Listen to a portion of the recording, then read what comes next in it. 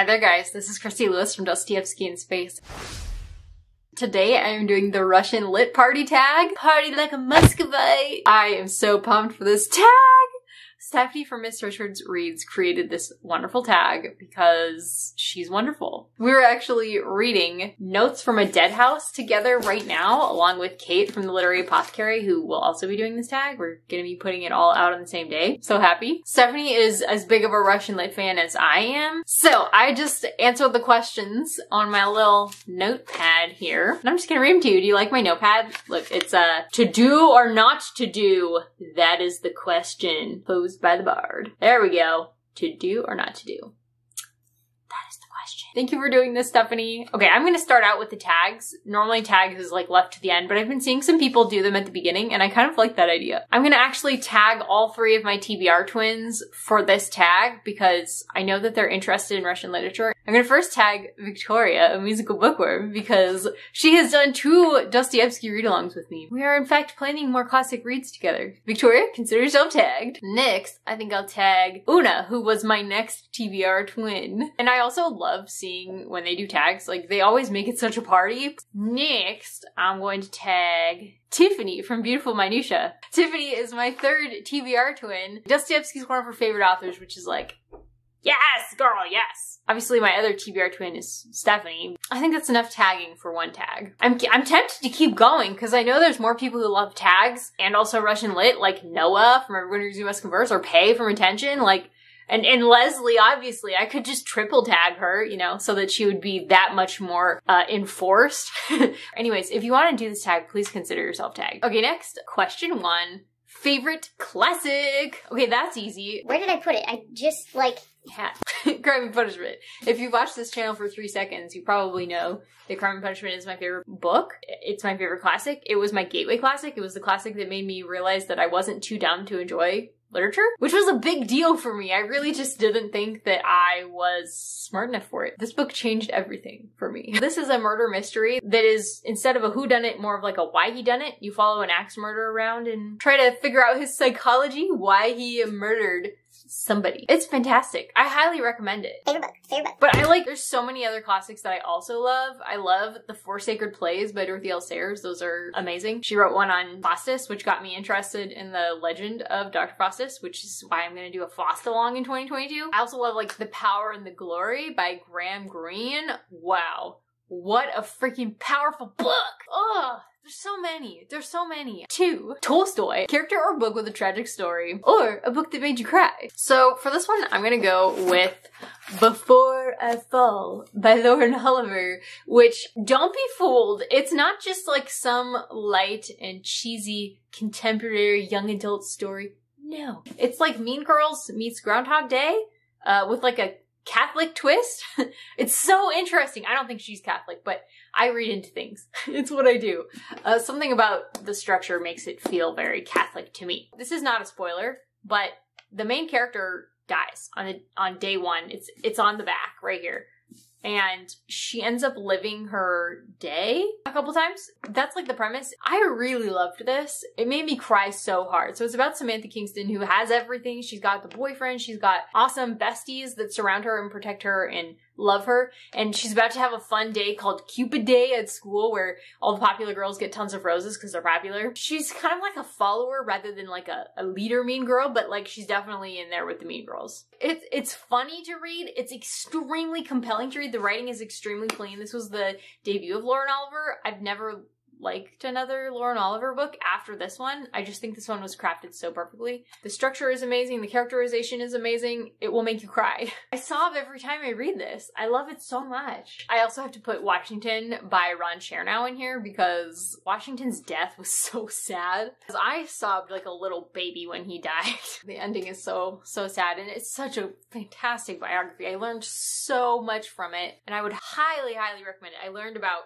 slavery, what it really looked like in the colonies, why they didn't abolish it, the character of the various founding fathers. It was just a really big deal to me. 3. I can't believe I'm only on 3. I'm like 13 minutes into this video. Gogol, a comedic book or character. That's a good one for Gogol. So I'm gonna go with Howl's Moving Castle, because this is a funny book, man. Like, pretty much anything by Diana Wynne Jones is funny. Like, if you're looking for humor, you can't go wrong with Diana Wynne Jones, in my opinion. I actually did a book review of this on my channel. Wow, I did a book review? Yes, I did a book review. I'll link it up here. Yeah, so it's all about this girl named Sophie, who is the eldest of three, which if you read fairy tales, you know that that's not a good thing. She just thinks that her life is gonna be really bad because she's the oldest of three, and she's just like determined, yep, I'm gonna have a terrible life. It is what it is. My younger sisters are gonna flourish and I'm just gonna not. And then it seems like she's right. Like, the Witch of the Waste, who's like the big bad witch character of this book, comes along and changes her into an old lady and casts a spell on her to turn her into an old lady. And so you follow Sophie around and she's an old lady throughout this whole book, and she's got such a mouth on her. It's like when she becomes an old lady, it releases her tongue. It's so funny. And guess where she goes to be cured from her old ladyhood? Howl's Moving Castle. That's where she goes. She meets the wizard Hal, who I think you'll love this cast of characters if you like Wimsey. I do recommend reading it physically. I think it's really easy to miss the humor and the amazing crafting of the plot and the attention to detail if you just listen to it. That's just my opinion. I loved listening to it on reread. But like, it's really when you read it physically that you pick up on all the amazing craft details that Diana Wynne Jones puts into this. But again, it's also just funny. The cast is so endearing. And it is considered middle grade, but like also very much young adult, also great for adults. So much reread potential if that matters to you. You will not know what's going on until the end. Number 4, Dostoevsky, a book with great character development. For this one, I'm gonna go with the original Red Rising trilogy. This is the second book in the original trilogy. All of the characters in here, and really their relationships, they just tug on your heartstrings so much. The plotting is great and the world building is great. Like, those are just top notch as well, in my opinion. But it's really the characters have so much heart in here. And the theming, the philosophy, like all of it's really good. But again, the characters are just so good. Some of my favorite sci-fi characters are in the series. Darrow, man, such a fantastic lead. Oh, and the other character one, I gotta go with Jane Eyre by Charlotte Bronte, because Jane Eyre is actually one of my favorite characters in literature, period. She's such a strong character. She has such moral courage in the face of things that I don't think we can really say that we retain that kind of moral courage today. Read this for Jane. Next. 5. Chekov, short stories or novella. So my favorite novella of all time is The Death of Ivan Ilyich. It's so meaningful to me. It follows a man as he dies and follows all his thoughts and the thoughts of those around him to like a lesser degree, how his death affects them, how selfish they are about his death. It's like it's pulled directly from life, and it's so good, guys. I wish everybody would read this novella. I know some people hated it, like the Codex boys, they were like, it's so good and yet I hate it. Which I guess I understand. I mean, it's like, it's grim in a sense, but it's also so hopeful as well in a sense, and it just gives me so much hope, and I hope you guys will read it. This is Tolstoy at his best moralizing. It's so gritty. It's not moral happy story hour. It's super gritty and yikes and good. And also the magazine Fantasy and Science Fiction, always their short stories are just so top-notch, or at least they were when I was reading a few years ago. I know I'm breaking all the rules by like leaving you guys 3 answers for every question, but how can I not say Flannery O'Connor? Like, her short stories are stunning. They will tear you apart. They will blow your mind. They're stunners. They're absolute stunners. Highly recommend. She really likes to explore the gospel in a very violent way. People die violent deaths, always, in her short stories. And it's usually very grotesque. And it's so interesting for those reasons. It's like Southern Gothic horror, but like with this gospel twist that I find so compelling, and I love it. Question 6, Pasternak, love story or relationship? For this one, I'm gonna go with The King of Attolia. I love this whole series by Megan Willen Turner, the Attolian series, but this is my favorite, and that is because of the relationship, the marriage relationship that is at the center of this. I don't really read romance, But like, if there's a really well done romantic plot, as long as it's not angsty, then there's a good chance that I will like it. I mean, I am a romantic in a sense. I got married at 19 and I've been with my husband for a decade and we love each other so much and we've been through a lot. So I don't know how I can't be a romantic. He was also my first kiss. I mean, like, he's been my best friend since I was like 16. Like, I don't know. If you want some romance, highly recommend. So I can't really tell you about the plot though, because I don't want to spoil anything about this series. You could start here or you could start with the first book in the series. Like, I don't really think it matters. Either one spoils each other. I think this one's better.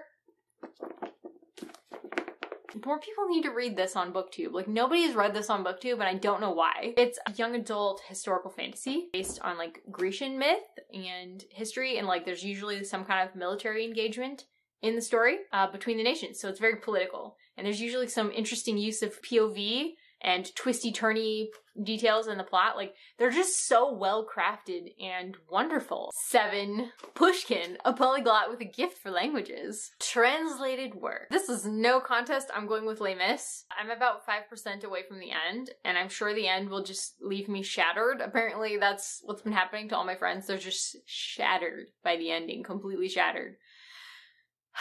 I can't wait. It's gonna be one of my favorite books of the year. For sure. It's so good. 8. Letters from Russia, a nonfiction book. This makes me so happy to see this prompt because I just started reading this month, like on a whim. So good. And then Stephanie picked it up and started reading it, and I was like, there's so many good quotes in it, guys. Oh, it's so quotable.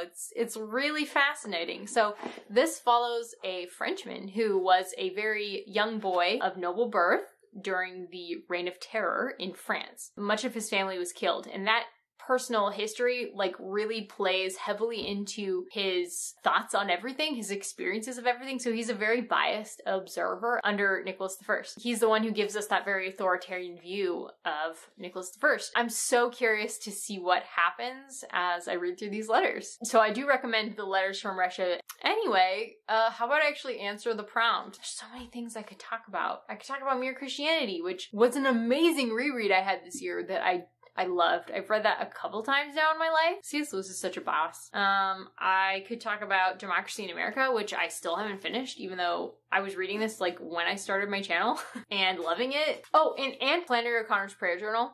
Please read it. And finally, question 9. Lit party. If you could have coffee with any author, who would it be and why? I have so many answers for this. Like, I was just talking about Flannery O'Connor. I want to ask her about suffering and faith and writing. Dorothy L. Sayers. I would love to talk to Dorothy L. Sayers. She was so amazing. She like translated works. She did theology. She wrote crime fiction that was really extremely popular. Pre-World War II crime fiction. She translated Dante. She was a poet. She was a playwright. Like, please, I want to talk to her. Gene Wolfe is another one. I'm just like pulling out all the authors that I recommend to you guys, mostly. Gene Wolfe. I just think it's amazing how he combines his Catholic faith with art to tell these amazing stories. The Book of the New Sun it's amazing. It's like literary science fiction fantasy. It's both. It's all of that. I would really love to ask him about that. He'd probably be bored stiff by my question because it's so unoriginal. But like, as a writer who tries to write with my faith in mind, but also write great art, not like churchy art. I'm not trying to be derogatory towards the church, but like a lot of Christian art is just, it doesn't get very far out of its own worldview, and it's not very believable when it tries. So Gene Wolfe does not have that problem. I would also want to ask him what the heck is going on in here. Like, I have no idea. I enjoyed it so much, but I don't know what was going on at all. Okay, guys, that is it for the Russian Lit Party tag. Hope you enjoyed watching this. I really enjoyed filming it and talking about books. It's been so long since I did a tag. Let me know what you think about these books. Let me know if you're going to do the tag. That would be so cool. Please do the tag. Consider yourself tagged. Thank you so much, guys. I'll talk to you soon. Bye-bye.